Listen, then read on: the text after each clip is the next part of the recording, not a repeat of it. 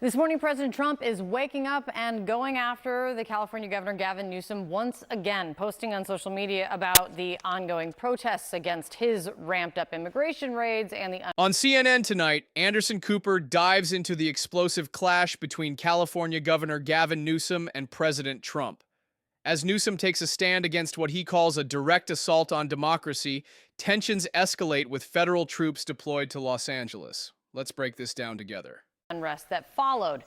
Newsom is now taking the president to court over Trump going around him and sending in thousands of National Guard and hundreds of Marines, a move that the governor of California calls a direct assault on democracy. Democrats are craving a fight. The rising demand for a strong opposition to Trump reveals the party's desperation to reclaim their narrative. This dynamic is not just about politics. It's about the manipulation of public sentiment to rally support for a future candidate.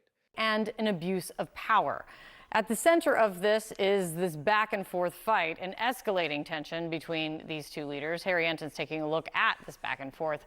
Where do you want to start? Yeah, let's just start off. If Gavin Newsom wanted to take on Donald Trump and loves the attention, he has 100% gotten it. Take a look here. Google searches of Gavin Newsom with Donald Trump. Get this up. 9,700% versus a week ago. More folks are Googling Gavin Newsom's name with Donald Trump than ever before in Google searches dating all the way back since 2004. Donald Trump was able to make a name for himself through The Apprentice, through all of his business ventures. He is now making a name for Gavin Newsom, who seems more than willing to relish in this fight. What are the numbers, and how can you kind of gauge why Newsom would see, if we're taking this purely political, why Newsom would see benefit in taking on Trump? Yeah, why is it that Gavin Newsom is more than willing to take on Donald Trump? And, you know, it's all about 2028, and it's all about where Democrats want their candidates to be. Should Democrats oppose Donald Trump more? Among Democrats, look at this, 84%. 84% of Democrats nationwide say they want Democrats to take on Donald Trump more. This is not 2017 anymore, where the majority of Democrats want to compromise with Donald Trump. No, they want a fighter with Donald Trump. Democrats are craving a fight. The rising demand for a strong opposition to Trump reveals the party's desperation to reclaim their narrative. This dynamic is not just about politics. It's about the manipulation of public sentiment to rally support for a future candidate. And at this particular point, that is a big reason why Gavin Newsom, in my opinion, at least politically speaking, is leaning into this fight, because he is thinking ahead to the future. He's thinking ahead to 2028. And with a vast majority, look, you rarely get 84% of Democrats to agree on anything except for the dislike of Donald Trump. And that is what we see right now. They want that opposition to Donald Trump. And that is why Gavin Newsom seems to be more than willing to take him on. In the wildly too early, likely unreliable look at where things stand for the 2028 race, where is Newsom? Yeah, this is so important to point out. Where is this race right now? The top chances to be the 2028 nominee. Look, it's a clown car at this particular point. All these candidates squished together, but you'll notice that one name is ahead of the rest, and that's Gavin Newsom at 12%. You see Ocasio-Cortez 10, Buttigieg 10, Shapiro 6%. But Gavin Newsom certainly is up there right now in terms of the candidates who are best in position to get that 2028 nomination. And he knows that the best way to get this 2028 nomination is, again, to oppose Donald Trump, that 84% of Democrats who want it. And at this particular point, he's getting all that attention, as we see in those Google searches, up 9,700% versus a week ago, Newsom with Donald Trump. And what it also, of course, will come down to going forward is not just taking him on, but how and how effective you are, which is what we'll see amongst all of those people that were on that list. Thank you, Harry. Thank you.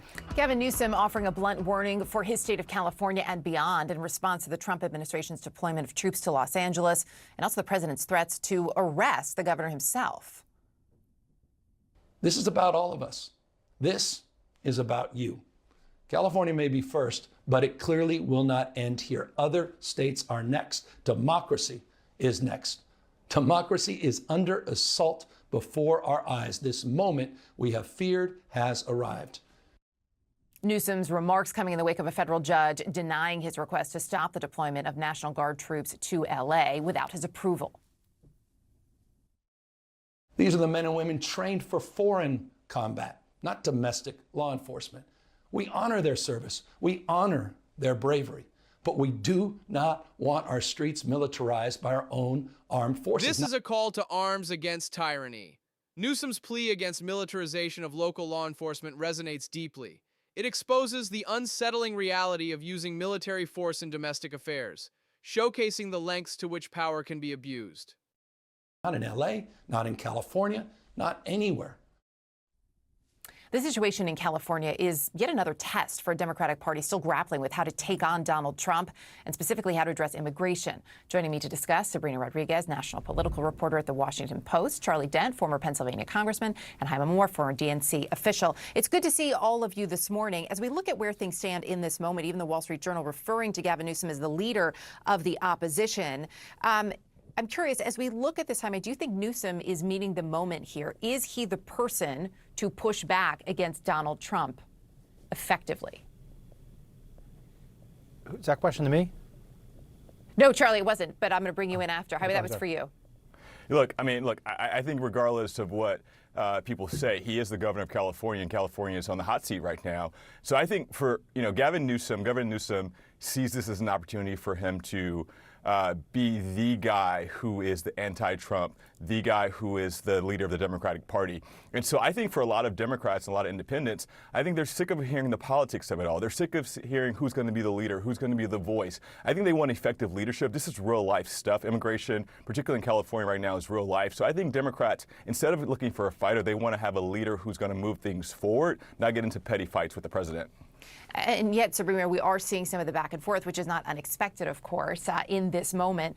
Senator John Fetterman saying that Democrats are losing the moral high ground in his view when they don't condemn violence amid protests in Los Angeles. Then you have the pushback from Congresswoman Ocasio-Cortez saying she's calling out ISIS, quote, consistently illegal activity and accusing the president of invoking a chaotic situation for political gain. There is never going to be just one voice here.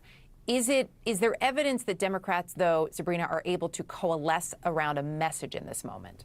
I mean, that's the ongoing struggle for Democrats right now. You see President Trump, this is a fight that he has been itching to have, since he was on the campaign trail last year. He has long targeted, Democratic state governors, particularly Gavin Newsom in California, on the issue of immigration and crime. On the campaign trail, those are two that he spoke about very much, and they're two that polling show Democrats have really struggled with in the last year, and especially with the way that Trump talked about it on the campaign trail and really ramped up voters around this message that he was going to bring law and order and this message that he was going to crack down on immigration. Now it's sort of been hit with reality, and you see these competing narratives, based off of social media, just looking at the difference between, the commentary that's happening on X while you see what's happening on the more liberal platform Blue Sky. I mean, there's two very dueling messages about what is happening in Los Angeles right now. And I think Democrats are grappling with the reality that a lot of folks at home are seeing images of disorder, even if these demonstrations are largely peaceful.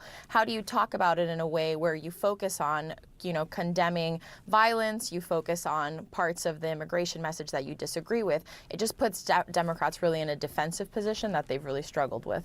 And there's also, Charlie, when we look at this, I thought Juliet put it, I'm not sure if you all could hear Juliet Kayyem at the top of the show, but she talked about, Gavin Newsom is also talking about this message of immigration, right? And that's what you're seeing from the protesters. This is about immigration coming from the Trump side. As she sees it, this is a message about power. How do you square those two, Charlie, in a way that's effective if you are, in fact, looking to push back about the way President Trump is using his power? Well, first, we have to distinguish that these ICE officers who are doing these raids, it's okay to protest, but ICE is not the enemy.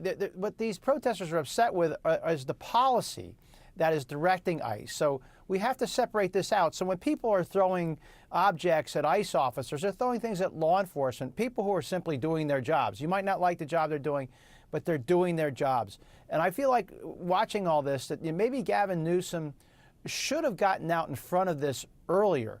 Why not just mobilize the National Guard? I agree that bringing in the Marines is overkill. It's wrong. Posse comitatus it would be a huge issue here.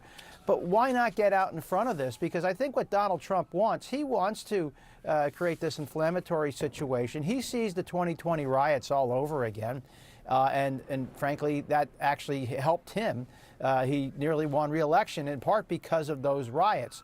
And so I think in many respects that Trump sees 2020 and he wants to look strong. He wants the Democratic governors and mayors to look weak, that they won't mobilize the National Guard. And like I said, I think it's okay to mobilize the National Guard. You don't have to necessarily deploy them, but you can have them at the ready and try to preempt Donald Trump. I don't think this is a very smart move on behalf of Gavin Newsom right now.